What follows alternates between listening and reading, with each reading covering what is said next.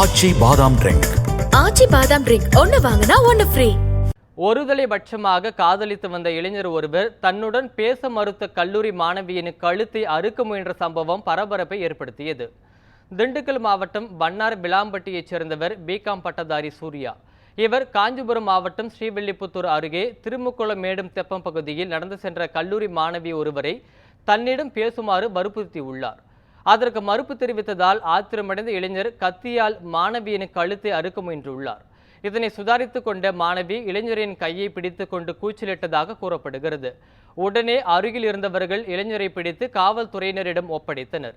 மாணவிக்கு கழுத்தில் லேசான வெட்டுக்காயம் ஏற்பட்டதால் மருத்துவமனையில் சிகிச்சைக்காக அனுமதிக்கப்பட்டுள்ளார். இதற்கிடையே சூர்யாவை கைது செய்து காவல்துறையினர் சிறையில் அடைத்தனர்.